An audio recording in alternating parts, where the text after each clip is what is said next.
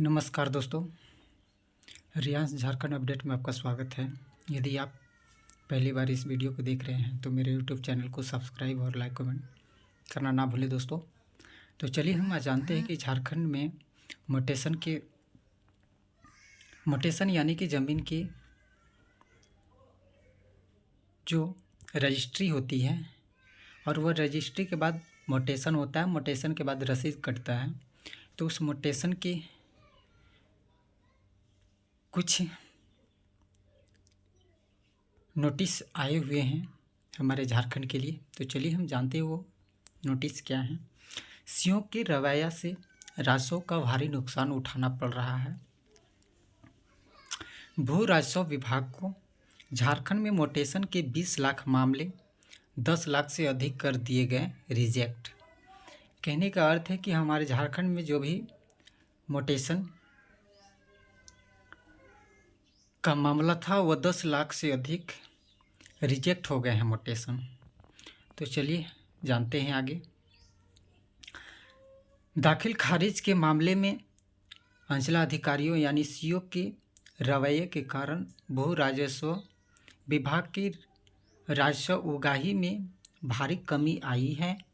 आंकड़े बताते हैं कि राज्य भर के 268 अंचलों में मोटेशन की 20 लाख मामले आए थे, जिनमें से आधे से अधिक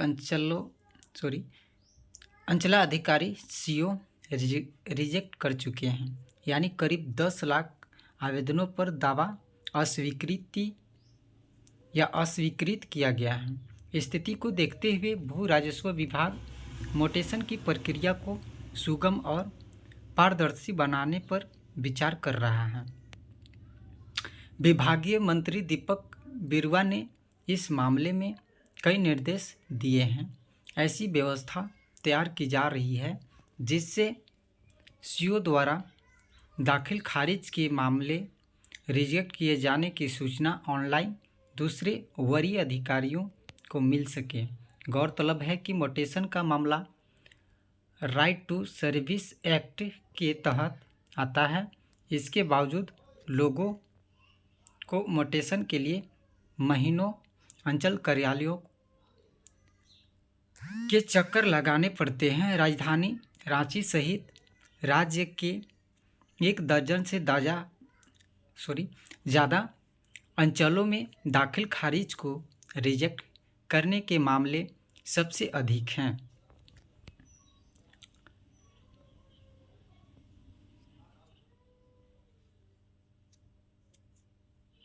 तो चलिए आगे जानते हैं। 268 अंचल है राज्य भर में। रांची के 3 अंचल में मोटेशन के 2000 से ज़्यादा आवेदन अस्वीकृत किए गए। विभाग ने रखा था 1.70 लाख करोड़ राजस्व उगाही का लक्ष्य। केवल 30,000 करोड़ की ही वसूली हुई। सर्वाधिक रिजेक्शन इन अंचलों में नामकुम, रातू, कांके, पाकुड़, सदर, गोविंदपुर, चास, हजारीबाग सदर। सीओ के रिजेक्शन के बाद सक्षम पदाधिकारी तक नहीं पहुंच पाते आवेदन करता। मोटेशन के मामले में सीओ का निर्णय लेने का अधिकार है। सीओ द्वारा दाखिल खारिज का आवेदन रिजेक्ट करने के बाद आधे से अधिक जमीन मालिक वरीय सक्षम अधिकारी तक नहीं पहुंच पाते हैं। ऐसे लोग भूमि सुधार उप समहर्ता यानी DCLR के पास अपील में जा सकते हैं। मोटेशन के मामले की सूचना उपायुक्त को भी दी जाती है या दी जा सकती है। विभाग अब प्रयास कर रहा है कि सीओ द्वारा रिजेक्ट किए गए सभी मामले DCLR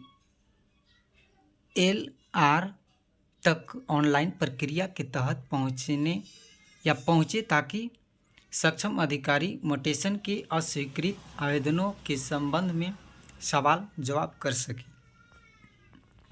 आगे लोगों को बार कोड से रसीद काटने की सुविधा मिलेगी। हम सभी के लिए गुड न्यूज़ है। जो रसीद काटने में थोड़ी सी प्रॉब्लम होती थी। तो एक और हम लोगों के लिए उपाय मिलने जा रहा है, जो कि जो भी किसान भाइयों को लगान यानी रसीद कटाना है, उनको बारकोड के माध्यम से रसीद कटेगा, वो सुविधा मिलने जा रही है।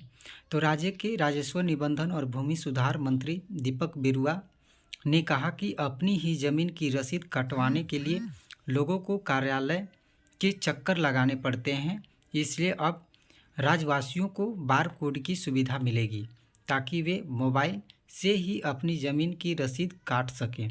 इस तरह उन्हें कार्यालय के चक्कर लगाने नहीं पड़ेंगे।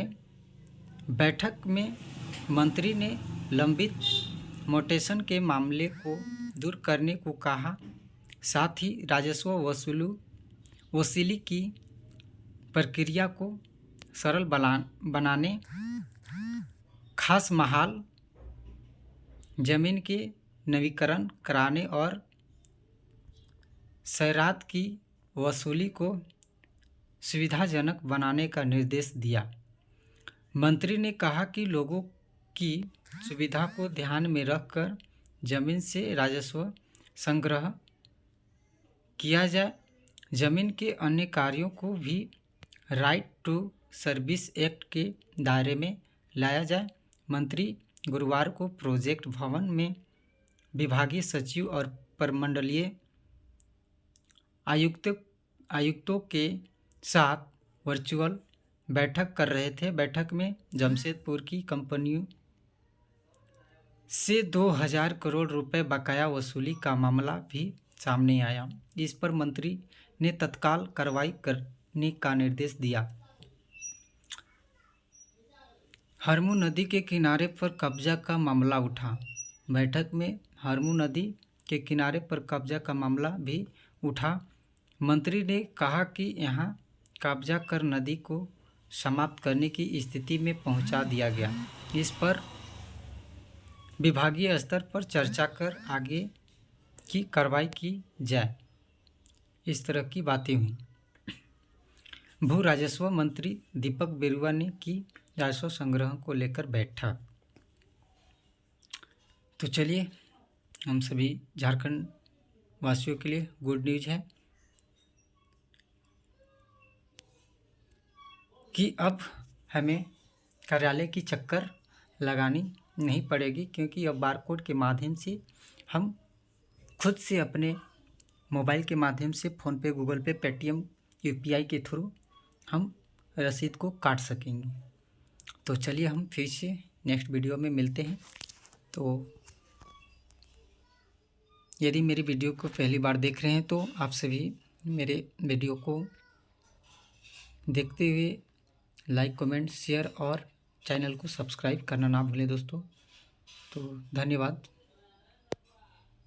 हम फिर से आप सभी बीच नेक्स्ट वीडियो मिलते हैं।